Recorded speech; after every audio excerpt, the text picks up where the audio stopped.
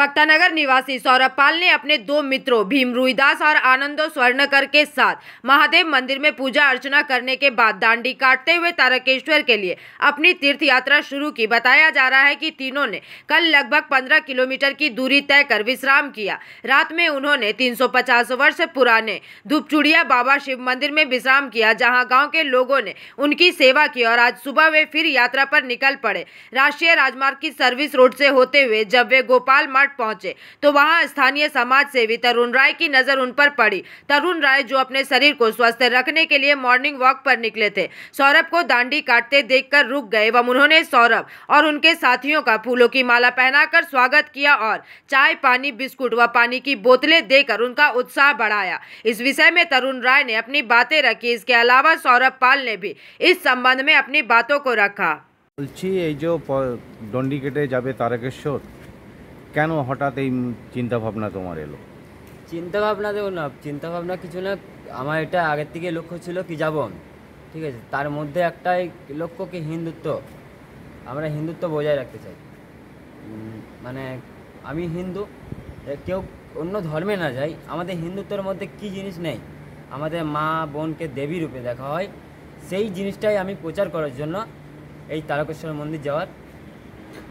তো তারকেশ্বর যাওয়ার জন্য তো পায়ে যে পদযাত্রা করে হেঁটেও যেতে পারতে, তো হঠাৎ ডন্ডি কাট কেন নিলে? ডন্ডি কাটার উদ্দেশ্যটা কি? ডন্ডি কাটার উদ্দেশ্য মহাদেবের কৃপা, বাস মহাদেবের নাম করে বেরিয়ে গেছি, বাকিটা মহাদেব আছে। এই চিন্তাটা কি হঠাৎ এলো না আগে থেকে ভেবেছিলে? না না, চিন্তাটা আমার আগে থেকে ভাবা ছিল, হঠাৎ বেরিয়ে গেছি। এর আগে এমনি গেছো তারকেশ্বর? না, আগে গিয়েছিলাম একবার বাইকে গেছি, একবার হেঁটে গেছি, এবার ডন্ডিতে যাব। রাস্তাঘাটে তো অনেক রকম অসুবিধার সম্মুখীন হতে পারে, বাস এইটুকু মহাদেবের আশীর্বাদ আর তোমাদের ভালোবাসা নিয়েই বেরিয়ে গেছি, বাকি সব মহাদেব আছে। কোথায় থেকে বেরিয়েছো? আমার বাড়ি হচ্ছে ভক্তনগর, রানীগঞ্জ। ডেলি কবে বেরিয়েছো?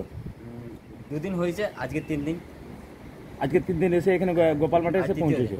দ্বিতীয় দিনে কালকে রাত্রে। এই যে ধূপচুড়িয়া গ্রামে এলে কাল সন্ধ্যেবেলায়, এইখানে গ্রামবাসীরা যারা তোমাকে কীরকম ভাবে? তার অনেক আমি শুরু থেকেই যখন থেকে বেরিয়েছি অনেক ভালোবাসা পেয়েছি, মহাদেবের কৃপায় অনেক কিছু পেয়েছি, যেটুকু সাপোর্ট করেছে। প্রতিদিন এই ডন্ডিকেটে কত কিলোমিটার যাচ্ছ?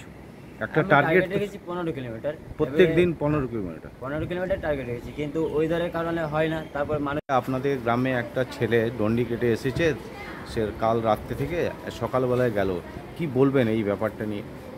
দেখুন, ওর বিশ্বাস যে ডন্ডি কেটে ও তারকেশ্বর পৌঁছাবে। তো এই গ্রাম দক্ষিণাতে এই শিব মন্দির অনেক দিনের পুরনো মন্দির, এখানে অনেক সাধু সন্ত থেকে আসছেন, এখানে থাকেন, সেই খবরটা উনি পেয়েছেন যে এখানে এসেছেন। আমরা তাদের সহযোগিতা করেছি, আশীর্বাদ দিয়েছি এবং তাদেরকে সহযোগিতা করে তাদেরকে সেবা শুশ্রূষা করে পাঠানোর চেষ্টা করেছি। এবং তার মন্দিরটা কতদিন পুরনো মন্দির? সম্ভবত 350 বছর পুরনো, তারও বেশি হতে পারে। এর আগে এমনি ডন্ডিকেটে কোনো বা সাধু বা এরকম কোনোদিন এসেছিল না? এটা না, ডন্ডিকেটে কখনো আসেনি, কিন্তু অন্যান্য সাধু সন্ত তারা এসছেন। আমাদের পুরনো লোকদের বাবাদের কাছ থেকে শুনেছি, অনেক সাধু সন্তানদের এখানে এসে আশ্রয় নিতেন, তারপর আবার সকালে চলে যেতেন।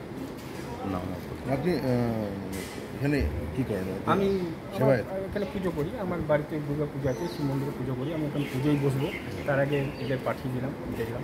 আপনার নাম? আমার নাম বলরাম চৌমদার। दुर्गापुर से निमाई दास की रिपोर्ट, पीवीटीवी न्यूज।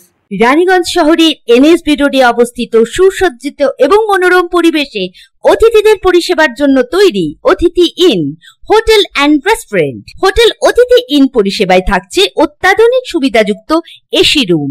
অতিথি ইনে পকেট ফ্রেন্ডলিতে আপনি পাবেন single and double bedroom. Festival সিজনে থাকছে স্পেশাল ডিসকাউন্ট, তাই উৎসবে অনুষ্ঠানের যে কোনো দিন পাশেই পাবেন হোটেল অতিথি in, metro plaza, NSB road, Raniganj, Muthoot finance building.